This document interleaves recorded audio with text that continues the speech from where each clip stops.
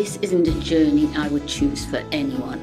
But Paul moving into his own apartment is the best thing that could have happened given the circumstances. My husband and I had retired. We thought we would be bored, but we kept busy. We would go and visit our old friends in England, spend time with our boys. But then my husband got sick. Paul was my support then. I came to lean on him.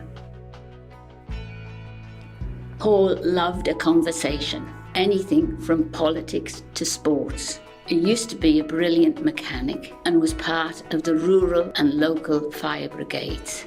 He brought 4 kids into the world and he wanted to do everything right by them. It was only a couple of years after his dad passed away that Paul had his first stroke. He was 41. After a while, he was cleared to go back to work. But a year later, he had a series of strokes. That was when I insisted that he came home and live with me. Unfortunately, by this time, his marriage had broken down, which resulted in him losing contact with his children. I felt a huge responsibility having him at home. It was hard for him, moving back in with me and having help with his personal care. It's distressing to see your son's whole world destroyed. I often wish that it happened to me and not to him. He had so much to live for and he lost everything. And then one day he was back in hospital. The doctor said, "We're not going to let him come home to you. He needs 24-hour care and it's too much for you to handle."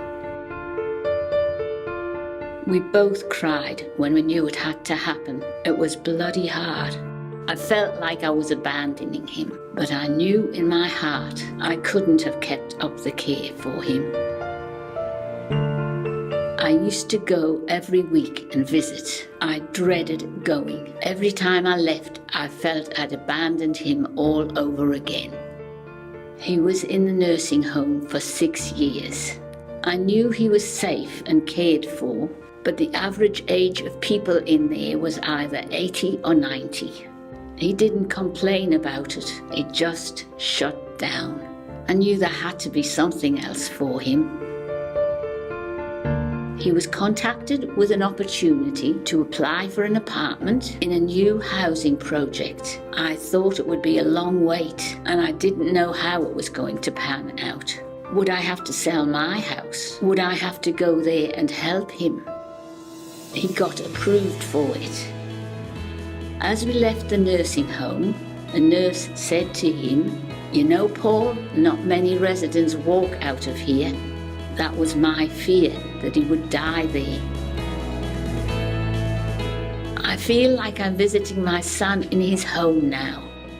He can sleep in if he wants, and he can have a cup of tea when he wants. It's not an institutionalized life anymore. He goes out with help to the bank and grocery shopping. I don't have to handle his money at all. It's great. It's another pressure off me.